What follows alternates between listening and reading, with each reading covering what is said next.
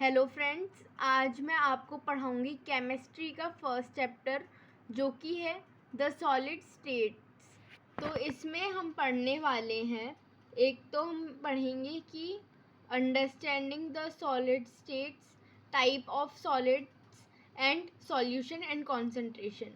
तो सबसे पहले हमारे पास है कि जो सॉलिड स्टेट है वो होता क्या है, तो सबसे पहले हम वो समझेंगे।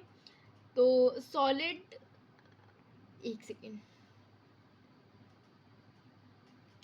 तो यहाँ हम देख सकते हैं कि जो डेफिनेशन है सॉलिड स्टेट्स की वो ये है कि जो सॉलिड स्टेट है वो एक फंडामेंटल स्टेट में होता है और उसका एक कैरेक्टराइज्ड शेप है और वॉल्यूम है। साथ ही साथ हम लोग पढ़ेंगे कि सॉलिड स्टेट की जो इम्पोर्टेंस है वो क्या है और एप्लीकेशन कहाँ कहाँ होता है सॉलिड स्टेट केमिस्ट्री में, हम उसके बारे में पढ़ेंगे। तो डेफिनेशन ये बताई है कि the solid state of matter is one of the fundamental states characterized by a definite shape and volume, understanding the arrangements and behavior of particles in the solid states in crucial in comparing the properties of various metals। तो जैसे कि मैंने आपको बताया था कि जो solid state है वो एक अपने फंडामेंटल स्टेट में होता है और कैरेक्टराइज करता है अपने शेप और वॉल्यूम को। और जो इम्पोर्टेंस है सॉलिड स्टेट्स की वो ये है कि सॉलिड स्टेट्स जो होते हैं वो हमारे डे टू डे लाइफ में बहुत यूज़फुल होते हैं। साथ ही साथ में सेमीकंडक्टर्स एंड कंडक्टर्स की प्रॉपर्टी भी ये रखते हैं।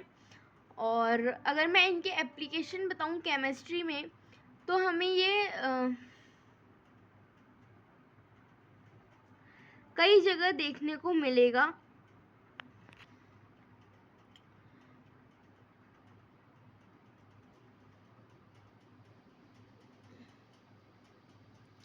सो फ्रेंड्स, वैसे तो आपका जो सॉलिड स्टेट का चैप्टर है वो कट चुका है, तो मैं ज़्यादा डिटेल में ये नहीं बताने वाली, सिर्फ ऊपर ऊपर से मैं आप लोगों को ये बताऊंगी।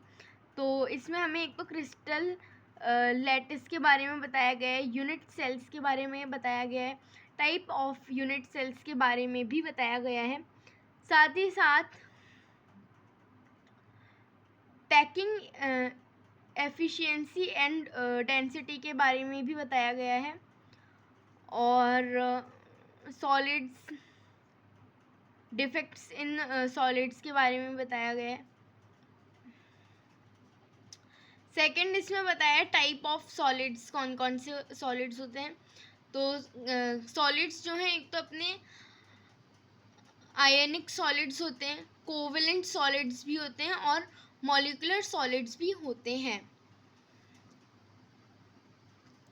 साथ ही साथ में यहाँ हमें मेटेलिक एंड एम्फ्यूरिक सॉलिड्स के बारे में भी बताया गया है। मेटेलिक सॉलिड्स वो हो गए जैसे कि हमारा आयरन हो गया, और इस टाइप के एग्जांपल्स हम मेटेलिक सॉलिड्स में ले सकते हैं।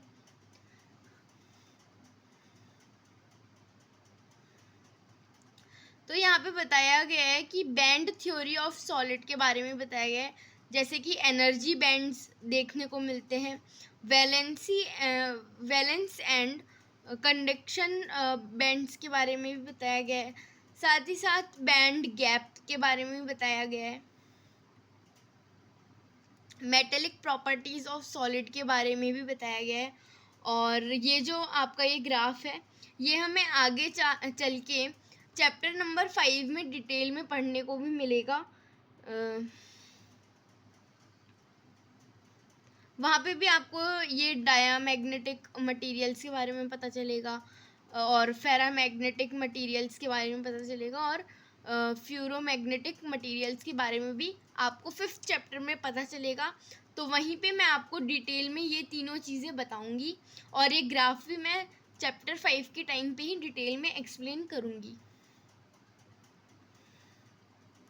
तो अब आता है हमारा मेन काम, जो कि है सॉल्यूशंस एंड कंसंट्रेशन, जो कि हमारा चैप्टर नंबर 1 है। तो अब हमारा मेन जो है वो स्टार्ट होगा, तो अब ध्यान से सुनिएगा। तो सॉल्यूशंस में कौन कौन से टाइप्स के होते हैं वो बताया गया है। सॉल्यूट एंड सॉल्वेंट होता है, सॉल्युबिलिटी एंड सॉल्यूशन होता है, और फैक्टर्स अफेक्टिंग सॉल्युबिलिटी भी बताया गया है। तो सॉल्यूट क्या होता है?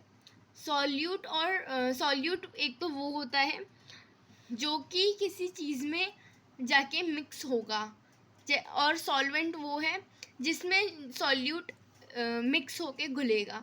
जैसे कि पानी जो है वो सॉल्वेंट है, और सॉल्यूट जो है वो चीनी हो गई। बोले तो जो चीनी है उसको हम पानी में मिक्स करेंगे तो कंसंट्रेशन ऑफ वाटर जो है वो ज़्यादा होगा और शुगर का कंसंट्रेशन लो होगा। तो यहाँ पे बताया गया है कि solutions are homogeneous mixture composed of a solute dissolved in a solvent. Understanding the type of solutions including solid liquid, liquid and gas liquid solution is essential for various application. तो यहाँ पे हमें बताया गया है कि जो सॉल्यूशन है वो 3 टाइप के हो सकते हैं। एक सॉलिड लिक्विड टाइप का हो सकता है, एक लिक्विड टाइप का हो सकता है, और एक गैस लिक्विड टाइप का हो सकता है। अब हमें बताया गया है सॉल्युबिलिटी और सॉल्यूशन के बारे में। तो सॉल्युबिलिटी रेफर करती है मैक्सिमम अमाउंट ऑफ सॉल्यूट को जो कि घुला हुआ है सॉल्वेंट में at a specific temperature, influencing the saturation of the solution in its solubility. और जो फैक्टर्स है वो होते हैं टेम्परेचर हो गया, प्रेशर हो गया, नेचर ऑफ सॉल्यूट हो गया।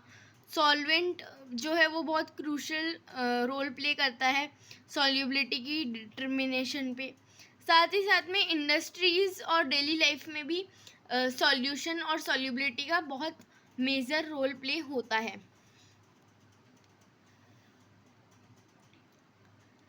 फिर हमें यहाँ पे कुछ यूनिट्स बताई गई हैं जो कि है कंसंट्रेशन यूनिट्स।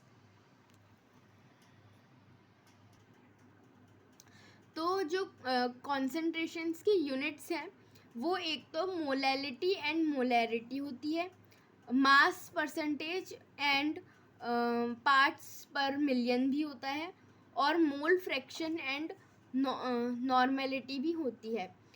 तो जो मोलैरिटी एंड मोलैलिटी है वो ये है कि molality and molality are concentration units used to express the amount of solute in a given amount of solvent, providing insights into the composition of solution.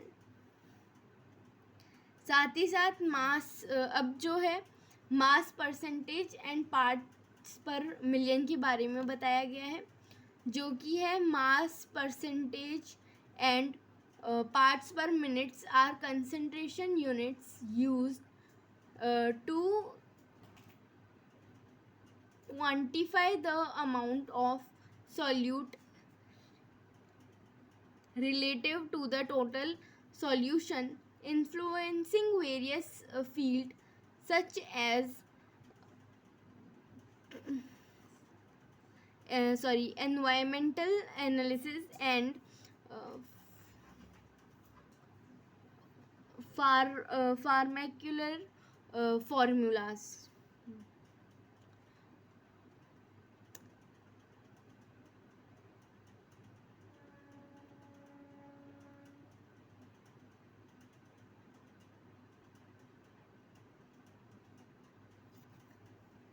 फिर हमें बताया गया है मोल फ्रैक्शंस एंड नॉर्मेलिटी के बारे में।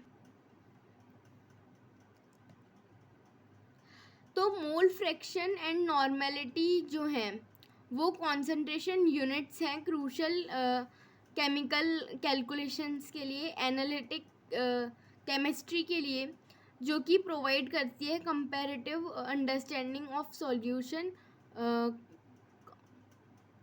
कंपोजिशंस के बारे में।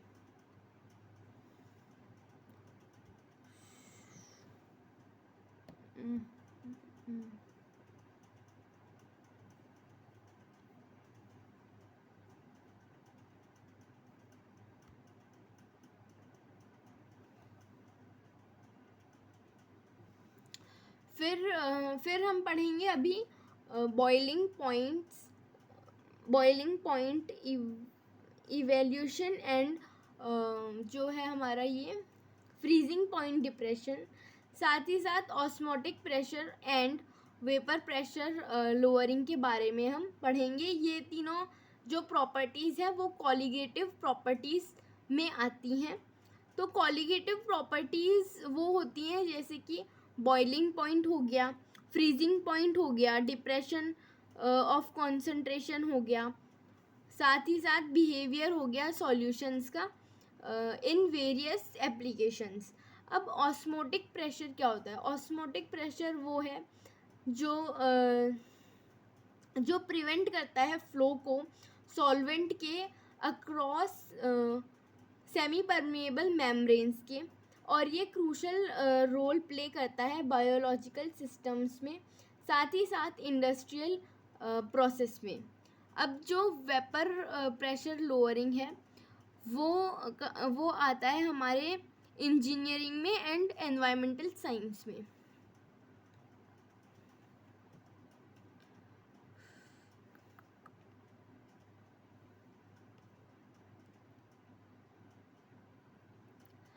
अब जैसे कि हमें यहाँ पे कुछ फेज डायग्राम ऑफ सॉल्युबिलिटी बताया गया है।